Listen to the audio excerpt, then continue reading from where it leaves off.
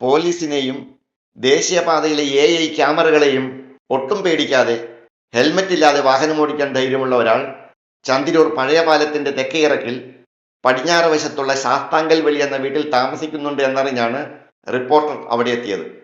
ഒരു കൊച്ചു വീടും അതിനോട് ചേർന്നുള്ള ആലയും കണ്ടുകൊണ്ട് കയറി ചെല്ലുമ്പോൾ പുഞ്ചിരിയോടെ മനോജ് എന്ന നാടൻ എഞ്ചിനീയർ വരവേറ്റു. ജനിതകമാറ്റം വരുത്തിയ സ്കൂട്ടർ മുഖമുള്ള ഒരു സൈക്കിൾ മഞ്ഞച്ചിരിയോടെ മുറ്റത്ത് കിടക്കുന്നുണ്ട്. ഇത്തരം സ്കൂട്ടറുകൾക്ക് പല പ്രദേശത്തു നിന്നും ആവശ്യവും ഉയരുന്നുണ്ട്. സാധാരണ ജനങ്ങൾക്ക് വാങ്ങാൻ കഴിയും വിധം ചിലവ് കുറഞ്ഞ എക്സസൈസ് വർക്കൗട്ട് മെഷീൻ നിർമ്മിക്കാൻ അദ്ദേഹത്തിന് പദ്ധതിയുണ്ട്. പിന്നെ ഒരു കാര്യമുള്ളതെന്ന് വെച്ചാൽ നമ്മുടെ ഈ എക്സർസൈസിന് വേണ്ടിയിട്ട് ഉപയോഗിക്കാവുന്ന ഒരു സാധനം അത് ചെയ്തെടുക്കണമെന്നുള്ളൊരു പ്ലാൻ ഉണ്ട് മനസ്സിൽ.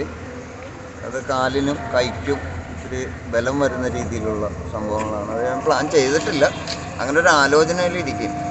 മനോജ് ഡിസൈൻ ചെയ്ത് നിർമ്മിച്ചതും ഒറ്റനോട്ടത്തിൽ ബജാജ് സ്കൂട്ടർ എന്ന് തോന്നിക്കുന്നതുമായ സൈക്കിളാണ് ഇപ്പോൾ ഈ പ്രദേശത്തെ താരം.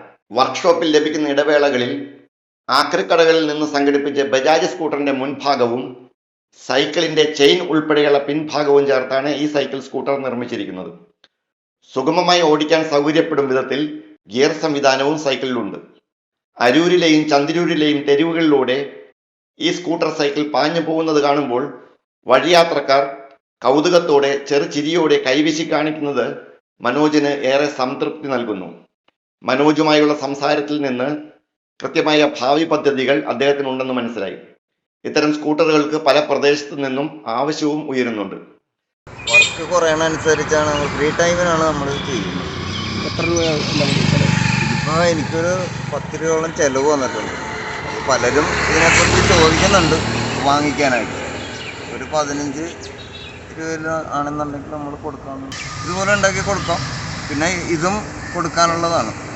അപ്പോൾ അതുപോലെ തന്നെ നമ്മളുടെ ഒരു സുഹൃത്ത് ഇങ്ങനെ ഒരു ആക്സിഡൻറ്റ് പെട്ട് കാല് മുറിച്ചതാണ്. അപ്പോൾ പുള്ളിക്കാരന് ഇങ്ങനെ ഒരു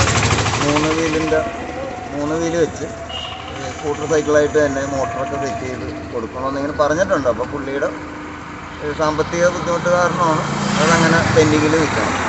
അപ്പോൾ അങ്ങനെ ഒരു പ്ലാൻ എനിക്കും ഉണ്ട്. സൈക്കിൾ സ്കൂട്ടറിനെ ഇലക്ട്രിക് സൈക്കിൾ സ്കൂട്ടറാക്കുകയാണ് അടുത്ത ലക്ഷ്യം. ഭിന്നശേഷിക്കാരനായ സുഹൃത്തിന് സഹായത്തിനായി മുച്ചക്ര സൈക്കിൾ ഇലക്ട്രിക് സംവിധാനത്തിൽ ഒരുക്കാനും താല്പര്യമുണ്ട്. ഇതിനായി ബന്ധപ്പെട്ട അധികാരികളിൽ നിന്നും സാമ്പത്തികമായും മറ്റു പല രീതികളിലും പ്രോത്സാഹനമാണ് അദ്ദേഹത്തിന് ലഭിക്കേണ്ടത്.